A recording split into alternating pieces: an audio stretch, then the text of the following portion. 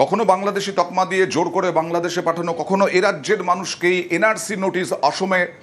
যেমন ধুবুলিয়ার সোনাডাঙ্গায় দুজন, সঞ্জু শেখ, আরশাদ শেখ, এই দুজনকে এনআরসি নোটিশ পাঠানো হলো।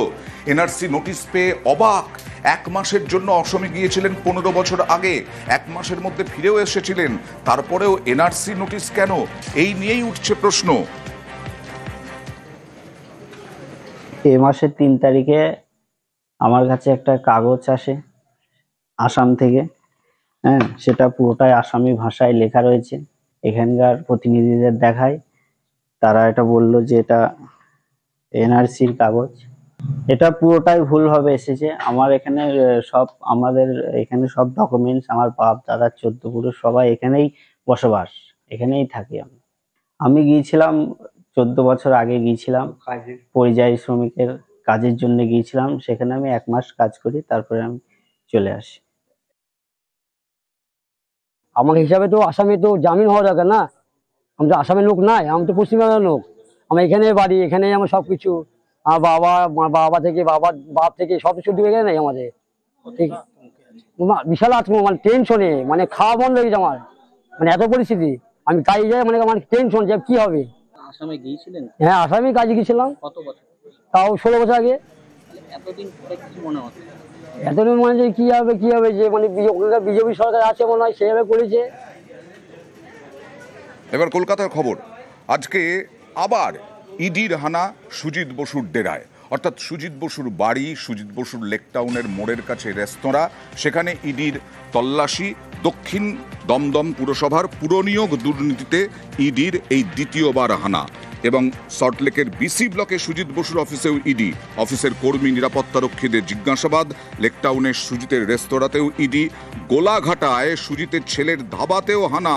দমকল মন্ত্রীর ছেলের ধাবায় অভিযান ইডির। এখনো পর্যন্ত সকাল থেকে গোলাঘাটায় এখনো পর্যন্ত তল্লাশি চালাচ্ছেন কেন্দ্রীয় এজেন্সির কর্তা ব্যক্তিরা। আর এদিকে চাপানুতর শুরু হয়েছে। ইডি অভিযানকে রাজনৈতিক ষড়যন্ত্র বলে তোপ সুজিত বসুর। দুর্নীতির অভিযোগ তুলে পাল্টা তোপ পদ্ম শিবিরের। ইলেকশন যত এগিয়ে আসবে, ইডি, সিবিআই, ইনকাম ট্যাক্স, সমস্ত কিছু যা যা ওদের আছে আমাদের উপর আক্রমণ আসবে। এটা তার প্রতিফল। রেস্টুরেন্টে গিয়ে কি পাবে? যাক রেস্টুরেন্ট। আমরা কত বাধা দিই, কারণ আমরা বাধা দিতেও চাই না। উদ্দেশ্য প্রণোদিত ভাবে যে কাজটা হচ্ছে, এটা মানুষ কি ভালোভাবে নিচ্ছে? করা হোক, ওরা টার্গেট করবে, ওদের কাজ এটা করবে। যারা এসেছিলেন তারা বলছে কিছু পেয়েছে, আর কিছু পেলে তো কেউ কাউকে ছেড়ে দিত। মানুষকে তারা ফাঁদে ফেলতে চায়। আর আমাদের সম্বন্ধে মানুষ এখানকার জানে। নাহলে এতবার আমি ইলেক্টেড হই না, 10 বার ইলেক্টেড হয়েছি। যারা করছে করতে দিন, ফল তো নিশ্চয়ই আসবে। ইডির যে রেড হচ্ছে, যতদূর আমাদের কাছে খবর, তারা হচ্ছে মিউনিসিপ্যালিটি রিক্রুটমেন্ট স্ক্যাম নিয়ে কাজ করছে। আপনারা জানেন এই মিউনিসিপ্যালিটি রিক্রুটমেন্ট স্ক্যাম এসএসসির সাথে উঠে আসে। কোর্টের নির্দেশে ইডির হাতে সেটা যায়। কোর্ট বলেছে এটা তদন্ত করছে। ইডিকে দোষ দিয়ে কি হবে? ইডি তার কর্তব্য পালন করছে। চুরি করবে, ধরবো না, তা তো হতে পারে না। মোদিজির নীতি না খাউঙ্গা না খানে দুঙ্গা। পুরনিয়োগ দুর্নীতি তদন্তে অভিযানে ইডি।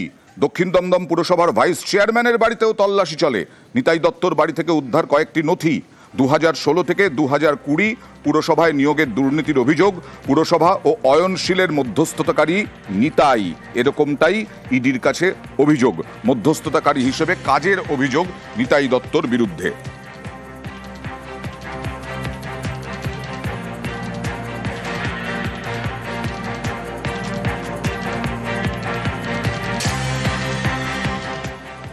আর এই নিয়েও ইডির হানা নিয়ে আবার তরজা। এজেন্সি আসলে পরেই বোঝা যায় ভোট আসছে, তৃণমূলের বক্তব্য। আর তার পাল্টা শুভেন্দু অধিকারী।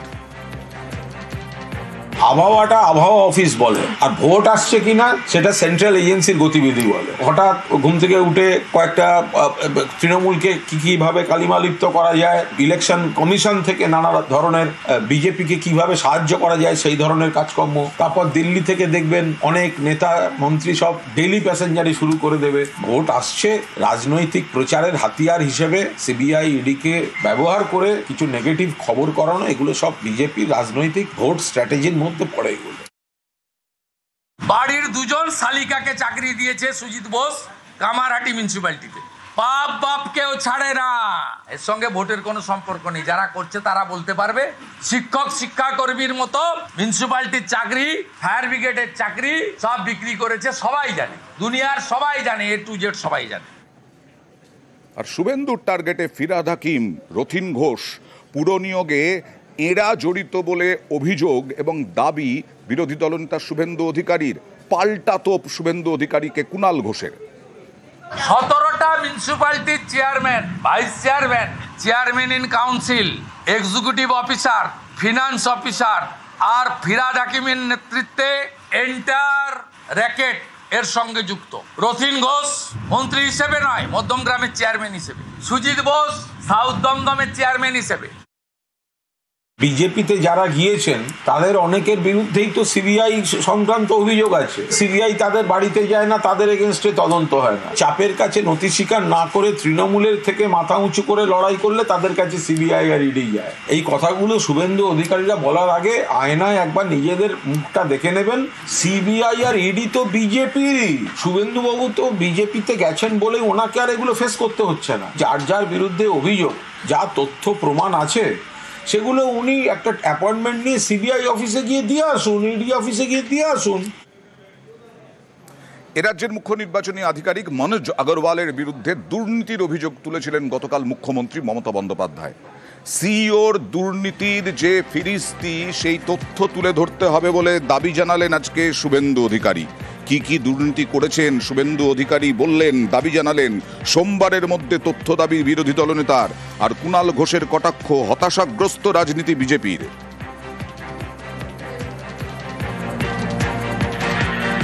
গতকাল কি দাবি করেছিলেন মুখ্যমন্ত্রী, আগে দেখাবো।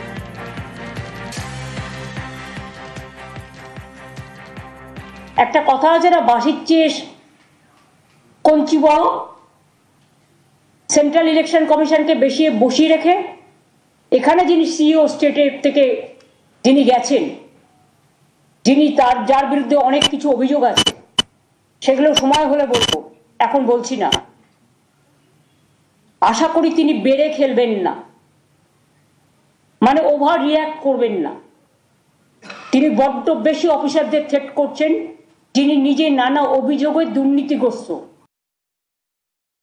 পশ্চিমবাংলার প্রশাসনিক প্রধান মাননীয় মুখ্যমন্ত্রী প্রশাসনিক হেডকোয়ার্টার নবান্নতে সরাসরি নির্বাচন কমিশন এবং তার মুখ্য প্রতিনিধি পশ্চিমবাংলার সিইও মনোজ আগরওয়ালকে আক্রমণ করেছেন। এই ভাষা গণতন্ত্রের পক্ষে বিপজ্জনক, নির্বাচন কমিশনকে হুমকি দেওয়ার নামান্তর। মনোজ আগরওয়ালের বিরুদ্ধে আপনার কাছে কি তথ্য আছে? আপনি যদি সোমবারের মধ্যে তথ্য প্রমাণ দিয়ে অভিযোগ যদি সামনে না আনেন, তাহলে ধরে নেব আপনি এসআইআর নিয়ে ভয় পেয়েছেন, ক্ষমতা হারানোর ভয় পেয়েছেন।